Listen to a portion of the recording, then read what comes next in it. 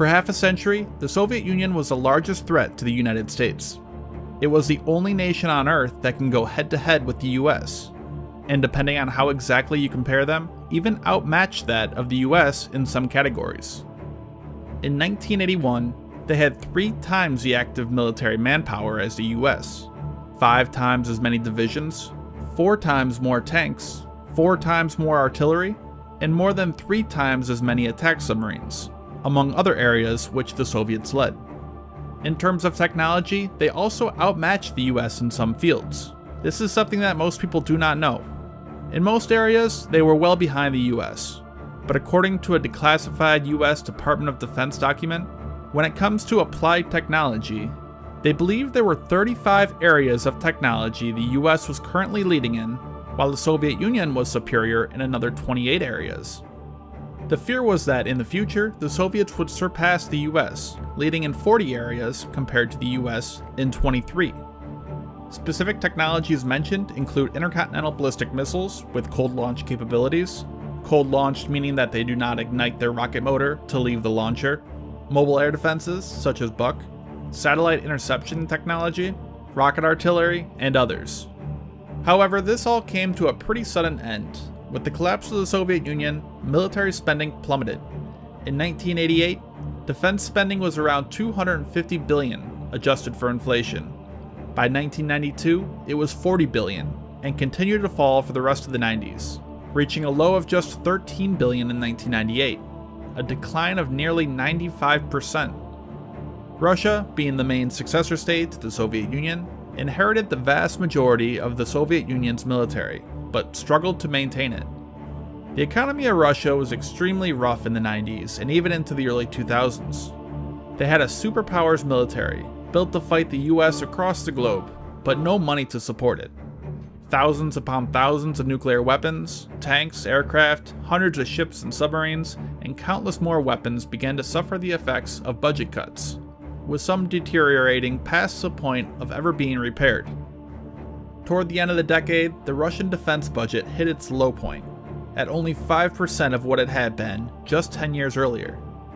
Several attempts at reforming the Russian military were tried and failed. Things slowly did begin to turn around though. Russia's economy began a slow but steady rise after 1998, and really began to grow during the mid-2000s.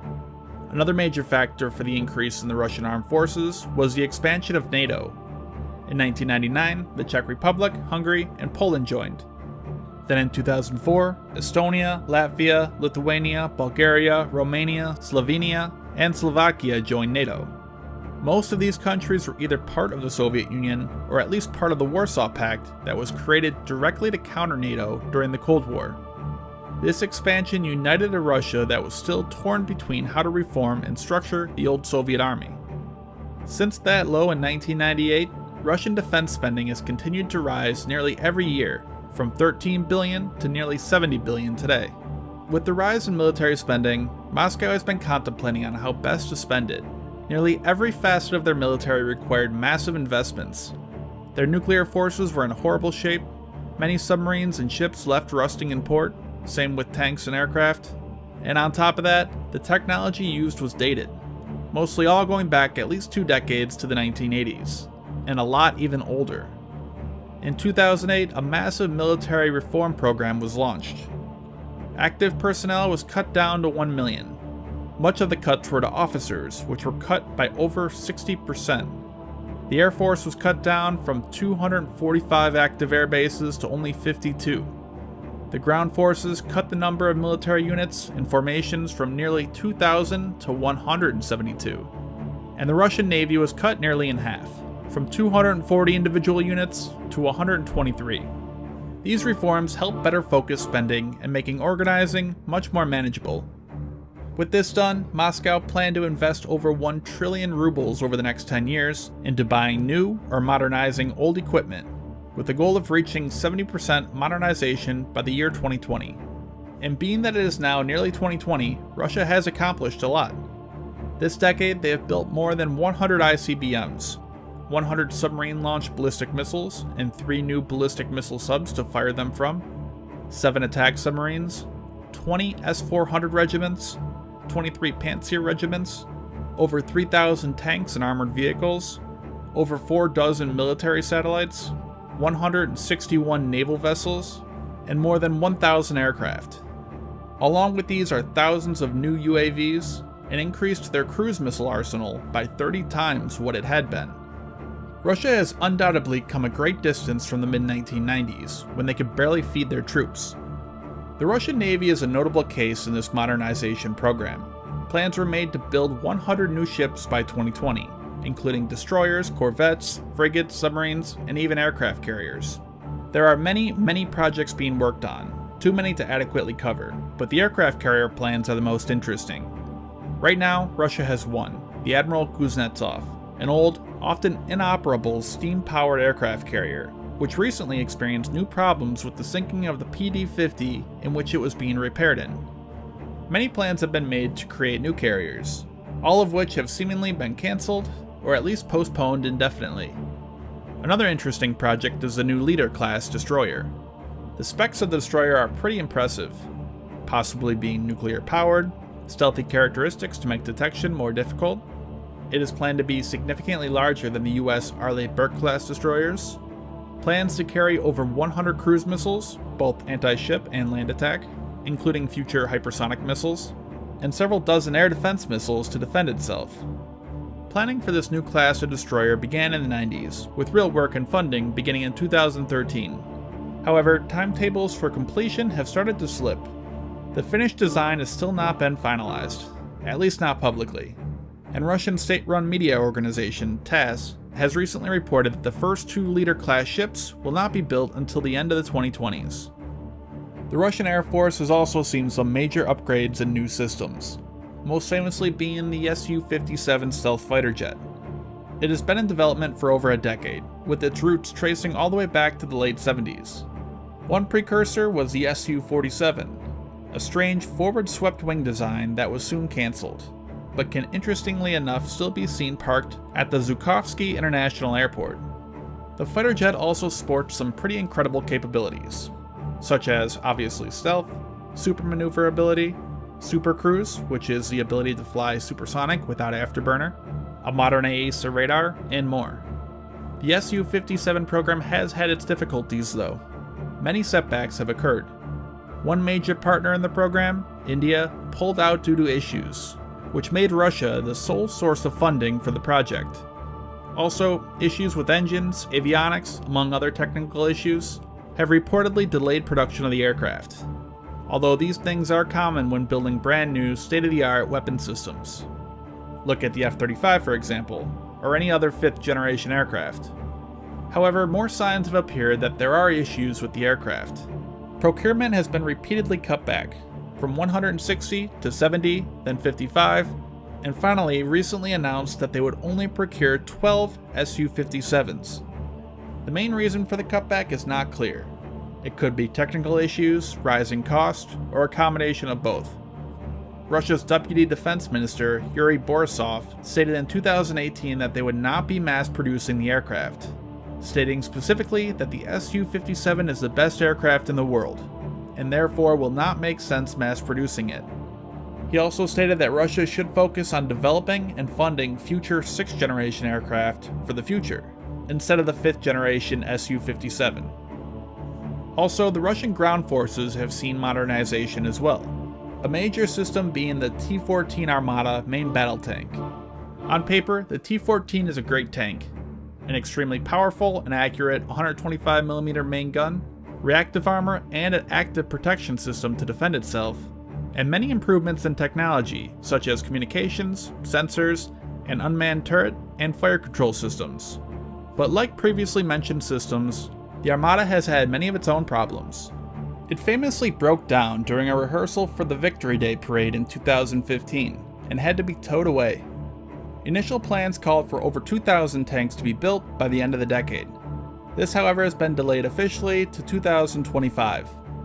Then, in a move similar to that of the Su-57, Yuri Borisov stated that, again, that the T-14 Armata is unnecessary to mass produce, as older tanks are good enough, which again indicates possible problems with the tank, such as rising costs, which could mean that the T-14 will not be produced in any major numbers, at least not anytime soon.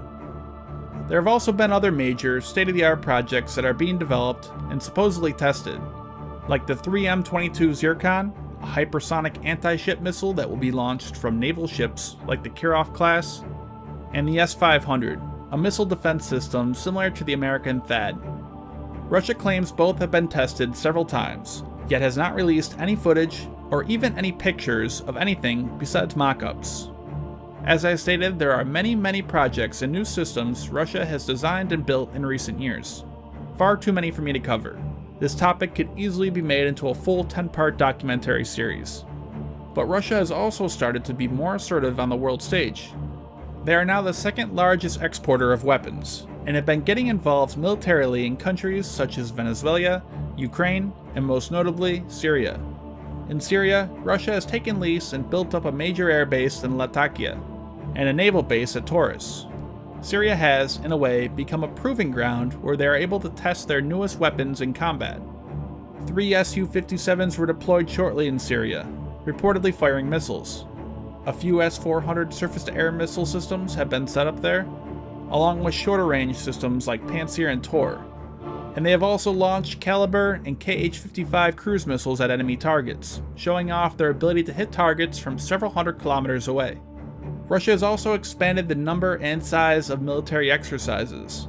Recently, Vostok 2018 was held with China, which was labeled by the media as the biggest war game since the fall of the Soviet Union, with several 100,000 troops, over 1,000 aircraft, and 2 naval fleets participating. Russia has even begun to encroach on NATO and historical US allies by selling weapons to countries such as Turkey and Saudi Arabia. Much of the progress of the Russian armed forces can be attributed to Vladimir Putin, who served as president from 2000 till 2008, and then again beginning in 2012, after being ineligible to run during the 2008 presidential election. Putin has pushed for major overhauls, reforms, and modernization programs throughout his presidency. In 2018, he announced several brand new, high-tech, for lack of better words, super weapons. Hypersonic weapons, nuclear-powered cruise missiles, and even a nuclear-powered torpedo, armed with reportedly a 100 or even 200 megaton nuclear warhead, which Russia claims would cause massive tsunamis, called Poseidon, or Status 6. The purpose of these weapons are all the same: to penetrate the newer and more capable US missile defense systems, such as THAAD and GMD. While Putin claimed that these weapons were nearly operational, that is likely not the case, some of which seem to be experiencing major problems, such as the nuclear-powered cruise missile. It appears that every test that we know about has failed, the most successful only flying some 35 kilometers, despite having a virtually unlimited range. Recently, more reports have come out, such as rising cost and technical issues which may delay the program by at least a decade, and possibly indefinitely. Satellite imagery of the site in Novaya Zemlya show vehicles and ships removing structures and equipment, perhaps meaning that they are no longer going to be testing the weapon. Russia is more secretive though, very rarely revealing information, especially if it is negative, such as a failed test. But, as I discussed, many of these new projects have been facing some serious problems, beyond the typical issues that arise with brand new weapons. But another major issue is still funding. Despite defense spending being many times more than it was in the 1990s, in recent years the budget has seemed to peak and even decline. A major issue is that Russia's economy is still largely tied to the price of energy. Energy exports, such as oil and natural gas, make up more than half of all Russian exports. So any change in the price of these products have a pretty substantial impact on Russia. Oil prices plummeted a few years ago, from nearly $110 per barrel in 2014 to less than $30 in early 2016, a massive 75% drop. As a result, the Russian economy suffered. The ruble plummeted from 34 rubles to equal $1 to 83 in January 2016. And the ruble has still not fully recovered, even to this day. At the time of making this video, it's sitting at 65.5. Another possible issue for Russia in the future is China. Right now, Russia and China are close. China is one of Russia's largest customers when it comes to weapon sales. But with China continuing to grow, along with its own domestic defense industry, Russia may soon be competing against China in the arms trade. China has also copied many of Russia's weaponry, most under license, but not always. The J-11 is a Chinese licensed version of Russia's Su-27, and under the agreement, China was not allowed to develop an aircraft carrier variant of the plane, but China did, creating the J-15, based on the Russian Su-33. And Russia had actually refused to sell China the Su-33 after they found out that China was building an unlicensed aircraft called the J-11B. So there are small cracks already present in their relations which have the potential to worsen. Also, as China continues to grow and expand its influence, its close proximity with Russia could cause tensions. A similar thing has happened in the past. China and the Soviet Union originally shared a pretty close relationship in the early years of the Cold War. However, that changed pretty quickly with the Sino-Soviet split in the 1960s. Tensions between the two skyrocketed, and the possibilities of nuclear war between the once close allies became a real possibility. So Russia has undoubtedly come a far way since the early 90s. I think further than many in the West want to give them credit for. But it still remains to be seen what the future will hold for the Russian military. Also, before you go, check out the Commando Store. They're an online military surplus store. They have everything: jackets, pants, boots, shirts, gloves, hats, tools, patches, stickers, and many more. Most of their inventory is either Cold War or later era, so there's some pretty cool stuff there, like this East German bayonet. One big seller for them has been the Swiss KS90 boots. They come with a warranty and free sizing exchanges as well. Or this custom Russian-made Gorka mountain suit here. Lots of cool stuff. I have the link in the description. Go on over and check out the site, see what they have. They accept returns, have great customer service, and on top of that, you get an extra 5% off if you mention this ad using the code COVERT at checkout. They also ship internationally, so go check them out. Again, that is the Commando Store, commando with a K.com.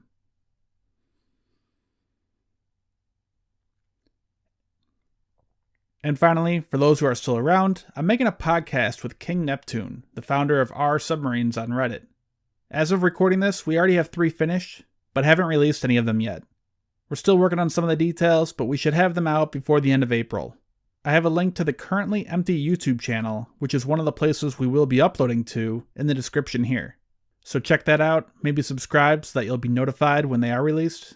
We have a lot of cool plans, topics, and guests to interview, so I'm really excited to get the ball rolling on that.